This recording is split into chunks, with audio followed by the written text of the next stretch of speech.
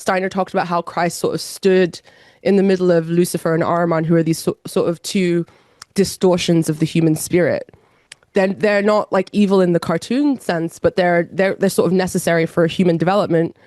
However, when one takes over the other, or one there's too much emphasis put on one over the other, things become unbalanced. So for instance, Lucifer is sort of the revolutionary impulse that pulls us up from the earth and up into spirit. And you can definitely see the sort of Luciferic spirit on the left, for instance.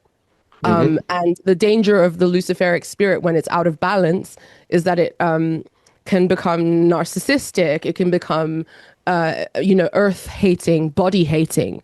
It can become completely untethered from moral reasoning and responsibility. And then on the right, and, I just want to kind of stay with that for a moment. Something that I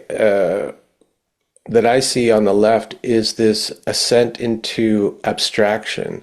yes, Like the ideology, it's a collection of very kind of abstract ideas with its own language that is so far from street level language that it becomes its own form of like elitist code. And so as a kind of a progressive liberal person, but also in some ways a very conservative person myself, trying to ally myself with the kind of the left, people who have gone through university and been indoctrinated into this ideology with its own language and codes.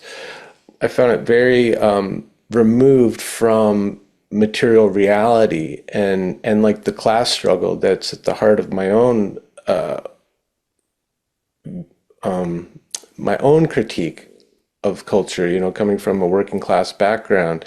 For me, that's why I like someone like Catherine Liu, who is speaking to, trying to bring back the class struggle as being central to leftist politics. So yeah, just that kind of Luciferian, it can take us away from material circumstances and like what really matters. Yes, it's inflation, a Luciferian inflation, pride, that leads people into these sort of abstractions and makes them reject the earth. You also see a lot of rejection of the body as well on the left, which ironically kind of feeds into transhumanism and those sorts of ideas. And also the idea that one can transcend the limits of biology, and that biology is something that is hateful and bad and should be eradicated, that sort of thing. But then conversely, on the right, you have a densification into matter, which is represented by Ahriman.